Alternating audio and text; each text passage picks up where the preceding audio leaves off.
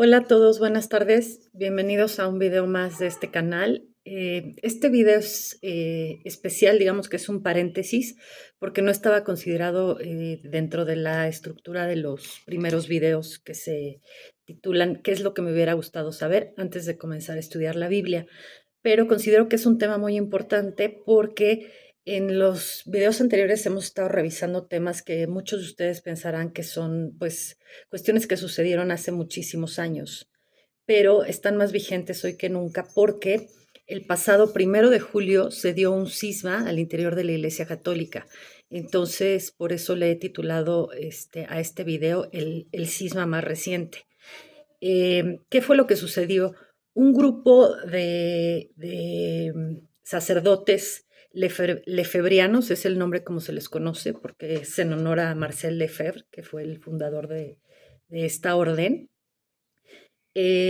desconocieron al Papa, al actual Papa León XIV, y a la Iglesia Católica por considerarlos herejes. Es decir, acaban de separarse prácticamente de la Iglesia Católica. Eso es lo que es un cisma. Un cisma es como una ruptura, es como si fuera un árbol con muchas ramas y una de esas ramas se rompe de manera inesperada y tajante y se separa del resto.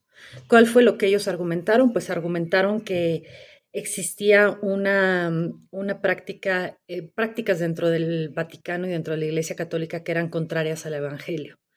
Entonces, este grupo de sacerdotes, bueno, de obispos, eh, se separan, se da un nombramiento de 4 obispos lefebrianos y esto sin tener la autorización del Papa, y esto se considera pues como una respuesta también por parte del papado de decir pues nosotros entonces también a ustedes los consideramos fuera de la iglesia, y esta orden es la orden del padre Pío X, me parece, déjenme checar, sí, Pío X.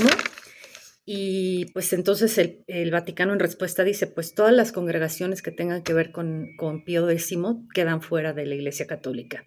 Entonces es como que la respuesta, ¿no? Pero los primeros que realizan esta acción de nombrar obispos sin tener la autorización del Papa, pues es en esta orden, y pues esto es lo que sucede, que este grupo muy radical y muy conservador dice, nosotros somos los únicos ya sacerdotes que seguimos siendo fieles a la tradición de la iglesia.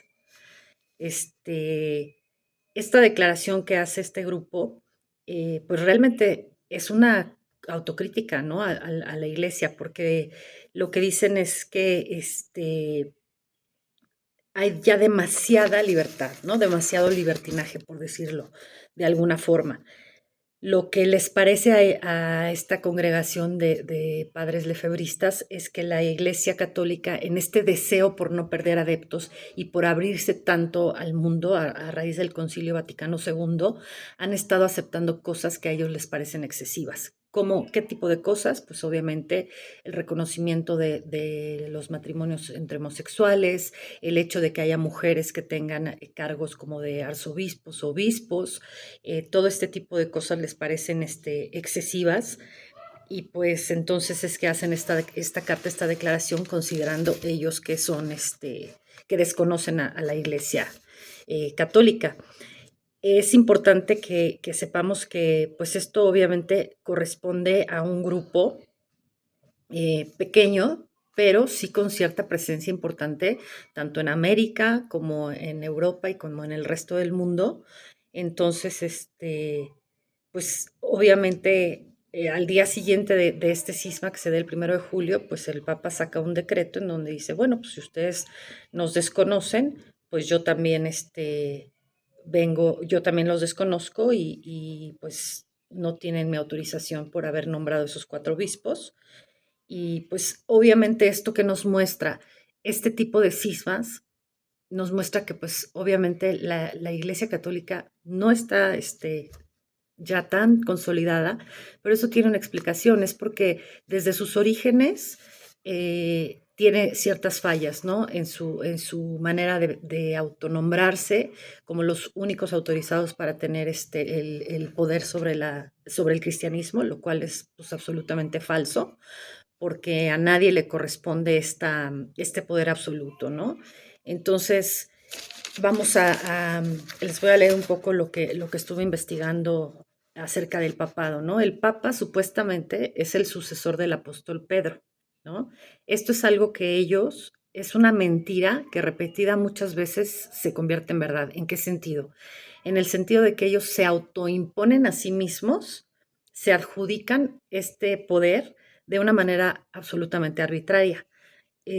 Porque bueno, si revisamos la historia de los orígenes del cristianismo, de los viajes de Pedro, de los viajes de Pablo, etcétera, pues no suena lógico así. Lo más sencillo para mí es cómo es posible que actualmente el Vaticano que está en Roma sea como que la única sede, la única franquicia original del cristianismo, por decirlo fácilmente, cuando el mismo Imperio Romano fue el que mandó perseguir a muchísimos cristianos y tanto Pedro como Pablo mueren de formas terribles, crucificados de cabeza en manos del propio Imperio Romano, ¿no? Entonces de ahí como que ya algo no cuadra.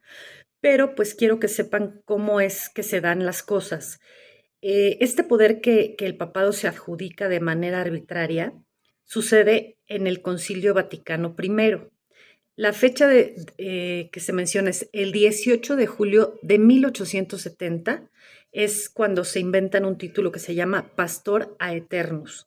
Es decir, con esta frase de Pastor Aeternus significa que cualquier papa que sea elegido en el Vaticano es mágicamente el sucesor del apóstol Pedro. Y pues esto obviamente es una mentira absoluta. Entonces, bueno, pues así sucedió. Los papas han encabezado, bueno, son la cabeza de un colegio episcopal que tiene aproximadamente 120 cardenales, que se llama Sacro Colegio, de donde se elige cada vez que se necesita un papa. Hay películas sobre esto y es como un tema que le llama a la gente mucho la atención, pero bueno, básicamente se necesita que 2/3 más uno sean quienes voten para poder elegir a un papa. Una vez el hombre que es elegido se convierte inmediatamente en un jefe de Estado y en un jefe de gobierno. Él recibe jurisdicción para gobernar a toda la Iglesia Católica, cuya sede está en Roma. Esto cuenta con una excepción en cuanto a la sede de Roma. Al rato les platico esta anécdota, pero el punto importante es que, pues, de la noche a la mañana, un ser humano de carne y hueso, un obispo, a lo mejor, pues, ha habido muchos hombres de bien, algunos otros, obviamente, han abusado del poder, pero bueno, se vuelve esta cabeza de un Estado, nación, reconocido como tal, el Vaticano, y incluso tiene el poder sobre la Iglesia y el poder sobre el Estado del Vaticano, envía representantes a todo el mundo y pues, son como sus embajadores y también dirigen congregaciones. El Papa como tal es una autoridad, que quiero que esto quede muy claro, que solamente existe como autoridad para aquellas iglesias que lo reconocen como su pastor principal, como su sumo pontífice. Solamente es para ellos, para los que tiene esta autoridad. Entonces, si al interior de la Iglesia Católica se acaba de dar un cisma, pues resulta que hay ahora un grupo de los más recientes que sabemos que se separa y ya desconoce esta autoridad del Papa. Entonces, bueno, al interior, para los que han conocido, al interior de la ciudad de Roma está la ciudad del Vaticano, cuya moneda es el euro y su idioma oficial es el italiano. El Papa es quien ejerce el poder ejecutivo y legislativo junto con otros cardenales. Y les voy a poner una imagen de su bandera porque es muy interesante analizar la bandera del Vaticano. Tiene una tiara y tiene dos llaves entrecruzadas. Una llave es de oro y una de plata, ¿no? Y está aquí, ahorita les pongo la imagen, ¿no? Pero bueno, están así atravesadas y está la tiara papal que simboliza el reinado sobre los tres mundos, el mundo manifiesto, el mundo intermedio y el mundo divino. Esta bandera fue creada en el siglo XIII y fue reconocida en 1929. El Vaticano, como Estado-nación, incluso tiene su propio himno papal y celebra su fiesta nacional el día 22 de octubre. Entonces, pues nada más contrario a lo que vino a decir Jesucristo que este tipo de instituciones, ¿no? Porque estamos hablando de que es realmente el ejercicio de un poder político y económico sobre el supuesto de ser los únicos representantes de Dios en la tierra, lo cual, pues la verdad es que es absolutamente falso. ¿Por qué? Pues porque realmente es importante entender que los protagonismos son pésimos. O sea, nadie es dueño de la verdad, más que Dios nuestro Señor. Nadie es dueño de la fe ni de la religión del cristianismo más que Dios. Entonces, pues obviamente este tipo de situaciones y de luchas de poder se van a continuar dando. No sabemos hasta dónde va a llegar, ¿no? Tanto esta corriente liberal que dice hay que abrirnos hacia los LGTBs y hacia las mujeres y hacia todo lo que es como las tendencias del New Age, o esta corriente conservadora que dice no, por favor, no hay que permitir eso, no hay que permitir el aborto, en fin, ¿no? O sea, es la eterna lucha entre conservadores y liberales que se da en todos los ámbitos de la vida, pero que en este momento está mostrándonos un cisma. La fraternidad del Papa Pío X es una fraternidad de origen italiano que es ultraconservadora y que no acepta tanta apertura en la Iglesia Católica actual. Eh, en 2009, por ejemplo, el Papa Benedicto le levanta el castigo a algunos obispos que habían sido sancionados en época de Karol Wojtyla en 1988. En fin, estos pleitos al interior siempre han existido, ¿no? Los lefebristas son un grupo que genera controversia y pues en realidad la crítica es al interno de la propia iglesia, o sea, es una lucha entre conservadurismo y liberales, como dije, y todos estos cambios y aperturas que se han hecho desde Roma, ¿no? En donde se han dado ciertos permisos considerados demasiado laxos y demasiados liberales, que van con el modernismo, el progresismo, y pues eso ya incomodó a ciertos grupos, ¿no? Entonces, para los que quieran investigar más, pues pueden googlear Monseñor Marcel Lefebvre, nace en 1905 y muere en 1991 en Francia. Es un misionero del Espíritu Santo que realiza su labor principalmente en África y llegó a ser obispo de Francia. Em, Entre otras cosas, pues ellos no aceptan los cambios también que se han dado dentro de la estructura de la misa, de los ritos modernos. En fin, ¿no? Es una asociación actualmente, la del Pío X, que está en Lausanne, Suiza, y es una fraternidad internacional que también tiene como esta organización internacional que durante ciertas etapas de la historia ha sido permitida y en otras tantas se les ha desconocido. Em, entonces, bueno, siempre han habido este tipo de luchas de poder al interno, porque estamos hablando de que es como, pues al final del día, un Estado-nación, ¿no? Con economía, con leyes, con todas estas jerarquías que no permitan una igualdad. Eh, entonces, han estado ellos, queriendo regresar los lefebristas a la tradición antigua original, a tener muy pocos cambios y a conservar pues las formas, ¿no? Las formas conservadoras. Eh, y bueno, pues realmente incluso ellos desconocen, ¿no?, los acuerdos del Concilio Vaticano II. Entonces, ¿qué es lo que sucede? Que quiero que tengamos nosotros claro.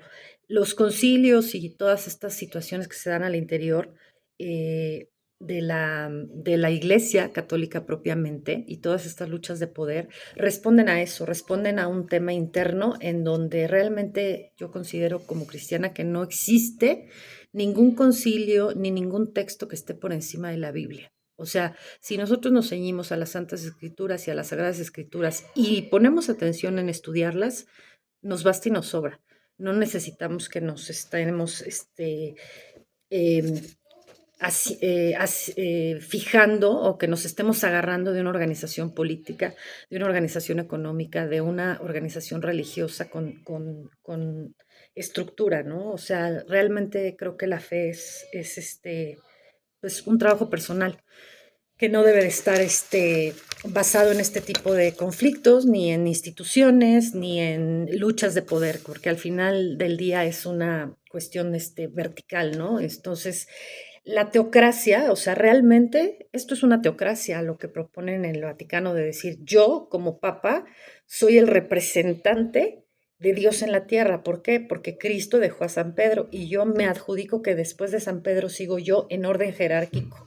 Eso la verdad está fatal, es una especie como hasta de monarquía, que ya no deberían de existir ni las monarquías ni las teocracias, porque eso no es real, ¿no? No debe de existir.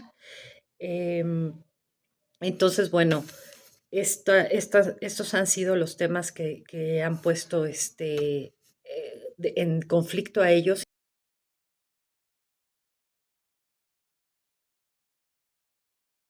Los grupos radicales pues tienen razón dentro de su visión conservadora de quejarse de tanta apertura, ¿no? Los, los divorciados, los adúlteros, los que se divorcian y se vuelven a casar, en fin, toda esta gente que queda fuera, digamos, de la Iglesia Católica, pues algunos sacerdotes los han vuelto a recibir o han o han escrito ya cosas más permisivas y más tolerantes. Y entonces esta exagerada apertura que se da en las iglesias, pues es fuertemente criticada tanto en Alemania como los anglicanos, etcétera, ¿no? Entonces, pues bueno, los lefebristas dicen, al parecer Roma está más a gusto con la herejía que con la tradición. Y, y pues obviamente esto es algo que les molesta muchísimo, ¿no? Entonces, lo que podemos concluir es que, bueno, la Iglesia Católica pues está teniendo esta corriente desde hace tiempo muy laxa, muy permisiva, que está tratando de ganar más adeptos, por eso se han abierto demasiado. Y pues esto no es aceptado por corrientes muy conservadoras y radicales. Es interesante tener un cisma en pleno siglo XXI. No hay nada nuevo bajo el sol, ¿no? Porque finalmente, pues en todas las épocas de la vida ha existido esta lucha, como les digo, y entre conservadores y liberales. Pero bueno, a nosotros que nos deje algo que nos pueda hacer quedarnos tranquilos es que, bueno, al final el papado pues es un invento, ¿no? De los hombres, es un poder que es falso que se autoatribuyen en creerse que son los emisarios de Dios en la tierra, lo cual pues realmente no es correcto, ¿no? Es una teocracia y es algo que ya pues no debe de existir como tal porque pues el poder que, que proviene de Dios es solamente nuestro Señor Jesucristo, ¿no? Realmente Él es el camino, la verdad y la vida, como lo dice el versículo que les voy a poner a continuación. Y pues realmente si se trata de que Jesucristo nombró a Pedro como su sucesor, como piedra de la iglesia, eh, pues realmente no, no nombró a un señor llamado Lino o Anacleto en el año 67, 80 después de Cristo, ni a Clemente, ni al Papa Alejandro, ni a todos los papas que se fueron dando en Roma en estos primeros 100 años después de Cristo, ¿no? Que por ejemplo hubieron incluso papas en el inicio, que van a ver ahí en el cuadro, que murieron decapitados, que sufrieron persecución. Entonces, pues no tienen por qué creerse ellos con el control absoluto de la fe de todos nosotros, ¿no? De todos los creyentes. También les voy a poner un cuadro en donde menciono cuáles son los padres de la Iglesia cristiana griega ortodoxa. ¿Por qué voy a hacer mención de ellos? Porque en las investigaciones que tuve yo la oportunidad de hacer en mi viaje a Asia Menor, pude descubrir que realmente sí hubieron hombres eh, religiosos que conocieron en vida a San Pedro y a San Pablo y que fueron ordenados por estos apóstoles. Entonces, que realmente los guardianes de la tradición católica, perdón, de la tradición cristiana, que realmente los que son los sucesores de los apóstoles como tal, porque los conocieron en vida, son estos estas figuras que les presento yo, que está, por ejemplo, como Ignacio de Antioquía, que fue un obispo, que es el que se le considera, este fue un obispo obviamente en Antioquía, en la parte oriental, donde estaba la iglesia cristiana oriental. Ignacio de Antioquía se considera el verdadero sucesor de Pablo y de Juan, quien estuvo en el año 35 después de Cristo hasta el 120, o sea, estamos mucho más cerca de la época en la que vivió Cristo, 35 años después, los mismos apóstoles van ordenando y van nombrando sucesores y estos hombres son los que comienzan a tener cargos de importancia como obispos de sus regiones, ¿no? Es decir, un discípulo directo, pues realmente es quien conoció en persona a Pedro y a Pablo, ¿no? Entonces, estos tipos de obispos y de sacerdotes están dentro de la Iglesia Ortodoxa.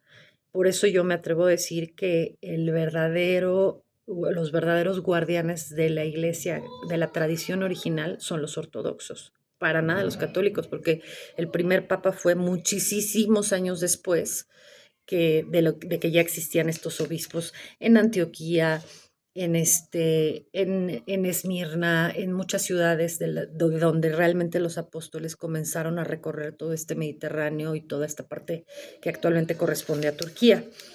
Entonces, pues este hombre que les menciono, Ignacio de Antioquía, junto con Evodio de Antioquía, incluso Evodio de Antioquía, que vivió en el año 30 a 68 después de Cristo, se le considera el sucesor de Pedro y fue quien creó el término cristianos como tal, ¿no? Y pues para mí él es uno de los verdaderos padres apostólicos de la iglesia. Entonces les preparé este cuadro también, en donde se menciona en la liturgia de griega ortodoxa, se mencionan a los primeros 70 discípulos, ¿no? Como padres de la iglesia original y no a los de Roma. Entonces, en la actualidad, esta iglesia que conserva esta tradición es la iglesia ortodoxa siríaca, considerada la heredera de la primera iglesia cristiana en el mundo. Em, por último, también se le llama iglesia jacobita o también se le conoce como Iglesia Católica Apostólica Sirio Ortodoxa de Antioquía, ¿no? Entonces ahí en San Jorge es donde pues hay un patriarca que es reconocido como la autoridad suprema en todo el Oriente cristiano y ellos mismos tienen una sana relación con el Papa de Roma, con un concepto que se llama primus inter pares, es decir, te reconozco también a ti, obispo de Roma, pero somos iguales en jerarquía. Eso me suena muchísimo más lógico, ¿no? Entonces, pues para mí realmente los que tienen la sucesión directa del apóstol Pedro y Pablo, pues fueron quienes fueron ordenados en vida por ellos mismos, ¿no? Y bueno, tanto San Ignacio de Antioquía como San Evodio y varios más fueron incluso hombres que murieron martirizados, porque estamos hablando de que hubo una muy fuerte persecución al inicio en la iglesia primitiva. Fueron martirizados, fueron devorados por los leones. ¿Y por manos de quién? ¿Por qué fueron perseguidos? Pues por manos de emperadores romanos, justamente lo que les explicaba al principio. Fueron los emperadores romanos de la época eh, quienes mandaron matar a estos primeros hombres de fe. Entonces, bueno, en conclusión, la verdad es que hay que tener como siempre muy claro cómo sucedieron las cosas. Nos vamos a la historia y las fechas no mienten. Nos basamos en los datos históricos y en las fechas y pues en las cuestiones lógicas, ¿no? Que tienen la más clara explicación. O sea, ¿cómo es posible que el Imperio Romano, que persiguió tanto al cristiano primitivo y que asesinó de formas terribles a muchos de los apóstoles y de los primeros hombres de Cristo, sean ahora los dueños absolutos del discurso, de la fe, etcétera? Eso pues no lo podemos permitir, ¿no? Porque realmente es un trabajo personal al que yo los invito a permanecer aquí. Ya este es prácticamente el último video de la serie Cosas que me hubiera gustado saber antes de comenzar a estudiar la Biblia. El siguiente video tratará de mi testimonio personal, de mi testimonio en Cristo, de como una persona que comenzó a estudiar la Biblia por una cuestión intelectual y cómo a partir de ahí comencé a tener cambios para bien en mi vida. Y pues ojalá se animen a acompañarnos en estos estudios que estaremos haciendo cada semana para que pues se den la oportunidad de tener ustedes control sobre su fe y sobre su salvación. Buenas tardes, saludos a España y ojalá gane el Mundial. Chao, chao.